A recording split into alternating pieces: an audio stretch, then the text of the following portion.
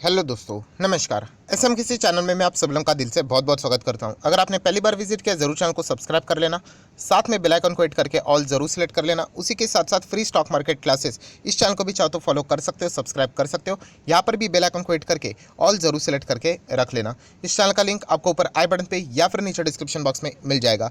उसी के साथ साथ आज के दिन के जितने भी इंपॉर्टेंट वीडियोज़ है सभी के लिंक आपको नीचे डिस्क्रिप्शन बॉक्स में दे दिए हैं, तो अगर आप चाहो तो उनको भी कवर कर सकते हो। तो चले दोस्तों, फिलहाल इस वीडियो को स्टार्ट कर लेते हैं।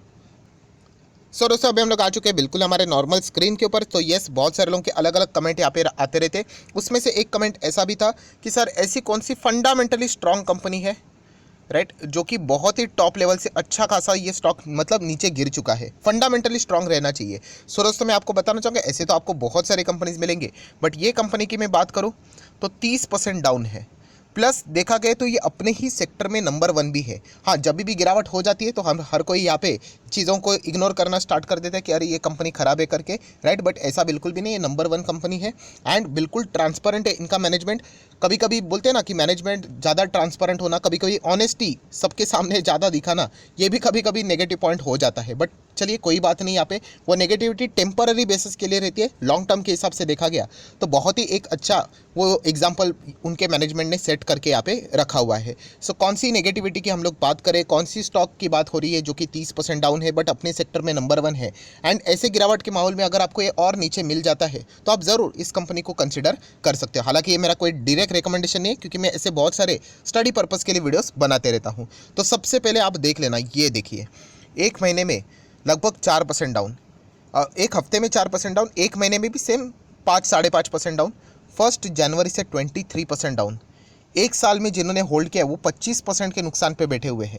जैसे मैं हमेशा कहता हूँ, अगर आप मार्केट में आते हो शॉर्ट टर्म के लिए तो एक साल पकड़ कर चलना ही नहीं। मिल गए रिटर्न्स तो अच्छी बात है, बट पकड़ कर चलने का नहीं मिलेंगे। 1-1.5-2 साल नहीं मिलते हैं अगर आपको बड़ा पैसा कमाना है तो, राइट, वरना छोटा मोटा पैसा कमा कर क्या करोगे, राइट। 3 साल में अगर आप देखोगे तो 128% की रिटर्न, 5 साल में 468 पर, मतलब आपका पैसा 4 से 5 गुना यहाँ पे हो रहा है। सो ये चीज़ आप देख सकते हो, 10-10 साल में 500% की रिटर्न्स। एंड वो भी कब, जब ये कंपनी हम लोग को टॉप लेवल से 25%, ये तो मैंने नॉर्मल दिखा है, एग्जैक्टली चेक करोगे तो 30-35% की गिरावट आप लोगों को देखने को यहाँ पे मिल जाएगी। सो क्या कंपनी में कोई इंटरनल इशू है? नहीं, इंटरनली ऐसा कोई भी ऐसा इशू नहीं है। कंपनी के नंबर भी हम लोगों ने देखे थे, अच्छे ओके ओके टाइप के नंबर थे। अच्छे तो ऐसे नहीं बोल सकते, बट ओके टाइप के नंबर थे यहाँ पे।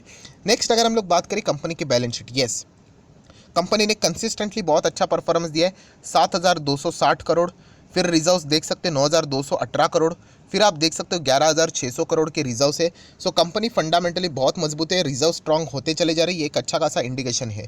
देन अगर हम लोग बात करें लॉन्ग टर्म बोरिंग, यस दोस्तों, इस कंपनी के ऊपर 1 रुपये का भी कर्जा यहाँ पे नहीं है लॉन्ग टर्म बोरिंग के हिसाब से बात करें।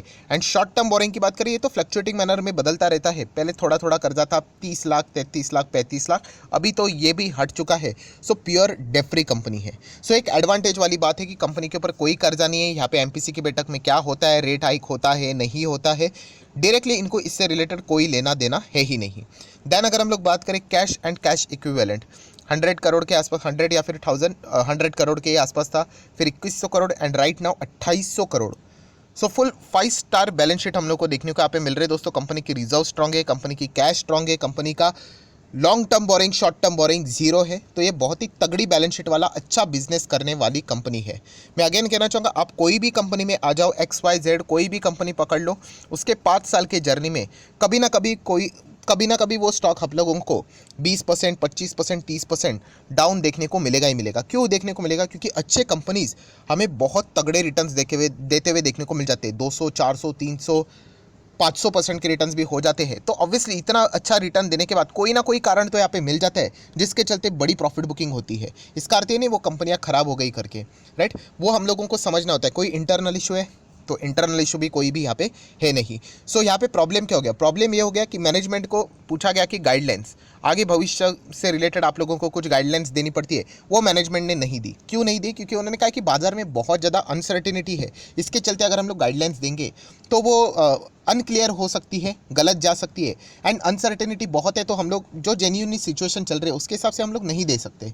तो ये बहुत ही अच्छा ट्रांसपेरेंसी वाला एग्जांपल था, बट जब भी इस प्रकार की चीज़ें रहेगी तो ये इंडिकेट करता है कि अनसर्टेनिटी है, एंड इसका खामियाजा कंपनी को भुगतना पड़ा, उसके शेयर प्राइस को भुगतना पड़ा, स्टॉक गजब का हम लोग को गिरते हुए देखने को मिला।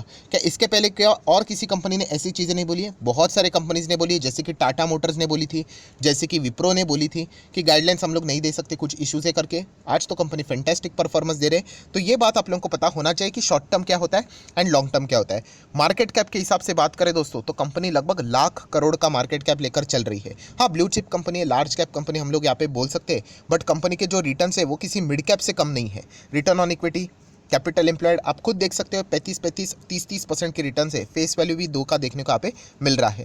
देन अगर हम लोग यहाँ पे बात करेंगे दोस्तों, तो कंपनी का पीएनएल, यस कंपनी का पीएनएल आप देख सकते हो, बड़ा वाला पीएनएल, मतलब 12-12 मंथ का डेटा 2011 से लेकर अभी तक, मतलब 10 साल का डेटा आपके सामने रखना चाहूँगा।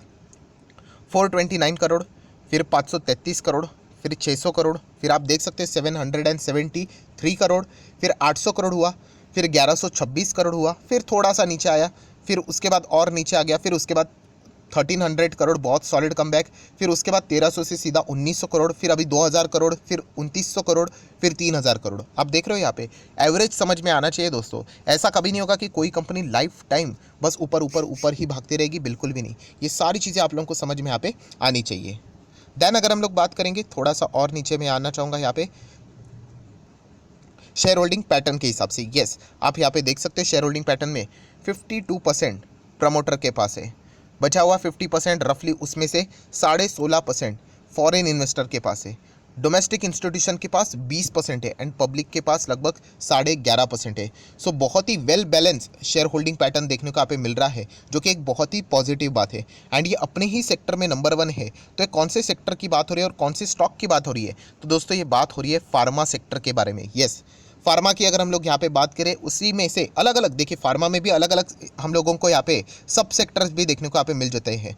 तो ये कौन सी कंपनी है दोस्तों? तो फार्मा सेक्टर में काम करने वाली कंपनी है डिवीज लैब। यस दोस्तों, डिवीज लैब की यहाँ पे हम लोग बात कर रहे हैं, उसी के बारे में यहाँ पे बातचीत यहाँ पे हो रही है। डिवीज लैबोरेटरीज, जो कि आप लोग यहाँ पे देख सकते हो, आप लोगों को एपीआई में ये कंपनी देखने को मिल जाएगी, जो कि इसका नाम हम लोग को गजब का देखने को यहाँ पे मिल जाता है। एंड कंपनी की अगर हम लोग बात करें, ज़बरदस्त एक्सपोर्ट भी देखने को मिल जाता है, and it has market presence in 95 countries, 14,000 से ज़्यादा एम्प्लॉयज़ हैं। तो कोई ऐसी वैसी कंपनी नहीं है। जैसे मैंने बताया आप लोगों को, लाख करोड़ का मार्केट कैप है। एंड डोंट फॉरगेट, ये निफ्टी 50 वाला भी स्टॉक है। यस, ये इंडेक्स में भी यहाँ पे आया था। एंड उसके बाद आप लोग देख सकते हैं यहाँ पे टेम्पररी बेसिस के ऊपर, टेम्पररी मतलब 1 साल की अगर हम लोग बात करें, 26% डाउन है। प्रॉपरली चेक करोगे टॉप लेवल से तो 30% भी देखने को मिलेगा।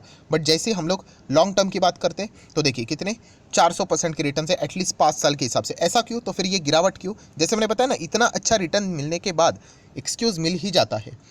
कोई भी स्टॉक अगर आपको बहुत बढ़िया भागते हुए देखने को मिल रहा है, एक्चुअल में भागते हुए, जिसके नंबर्स भी अच्छे हैं, सो कभी ना कभी तो रीज़न चाहिए गिरने के लिए, तो फिर वो गिर जाता है। तो ऐसे ही रीजन यहाँ पे इस स्टॉक में भी देखने को यहाँ पे मिले। एक large cap blue chip company है जिसने 400% के रिटर्न्स दिए दोस्तों। एक मिड कैप क्वालिटी की कंपनी भी इतना नहीं देती है कभी कभी। सो ये चीज़ें हम लोग को बताती है कि कंपनी वाकई में फंडामेंटली स्ट्रॉन्ग है। एंड कंपनी के बारे में आप विचार कर सकते हो, डिवीज लैब। मैं अगेन कहना चाहूँगा, मैं कोई रिकमेंडेशन नहीं दे रहा हूँ, मार्केट है, मार्केट में प्लस माइनस चलता रहता है। मैं देखता हूँ बहुत सारे लोग ऐसे भी है कि 2 साल होने के बाद कमेंट सेक्शन में लिखते हैं कि सर ये तो स्टॉक कितना घटिया है, ये तो चल ही नहीं रहा है। दोस्तों 2 साल में कुछ भी नहीं होता है।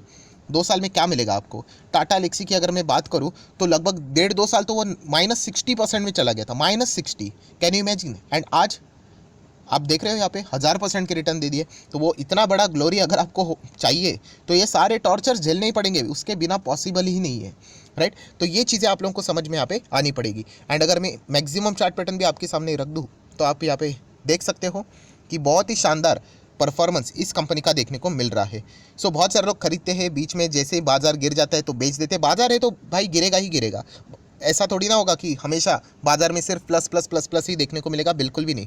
बाजार ही तो प्रेशर रहेगा ही रहेगा। तो इसलिए कहना चाहूँगा, अच्छे स्टॉक को सिलेक्ट कर रहे हो तो होल्ड करना भी यहाँ पे आना चाहिए। सो अगर आप चाहो तो डिवीज लैब इस कंपनी को स्टडी कर सकते हो। डेफिनेटली ये अपने सेगमेंट में बहुत ही अच्छा काम करने वाला काउंटर है।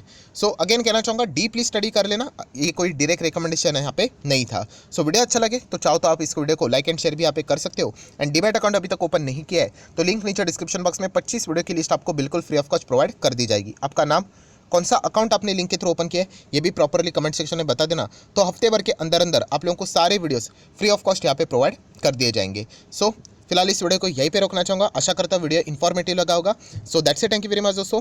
We will be meeting our next video. तब तक के लिए बाय बाय।